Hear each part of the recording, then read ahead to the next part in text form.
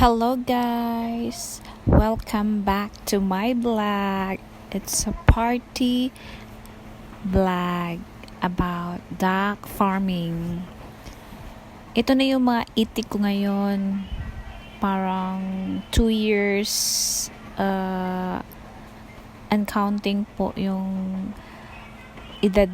age ng mga itik.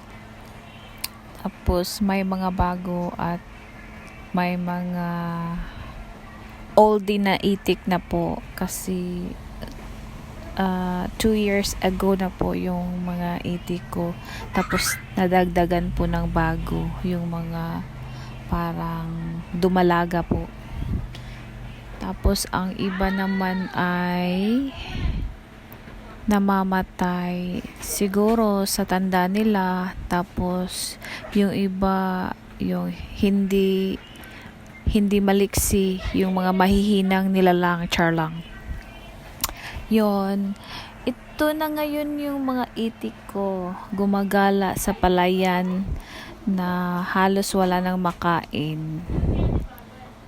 Ganun talaga guys, pag mag-aalaga ka ng itik, parang mahirap pag wala nang makain yung mga itik kasi maghahanap ka na naman ng panibagong area po, yung panibagong pastulan nila para patuloy ang kanilang pagkain at patuloy din ang kanilang mga itlog, patuloy ang pag-produce ng mga eggs po.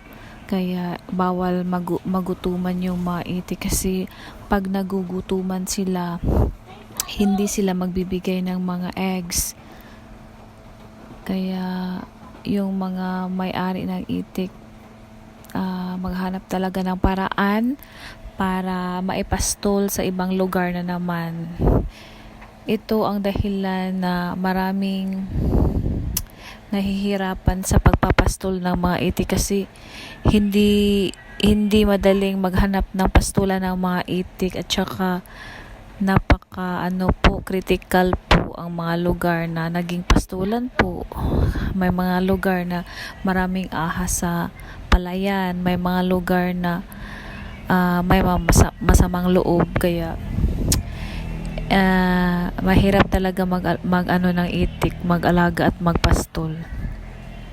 Kaya worth it din naman yung mga pagod na ini-exert mo sa itik, at saka worth it naman yung binibigay nila na eggs para din naman sa reward ng nag-aalaga sa kanila. So kaya patas-patas lang po, huwag kayong panghina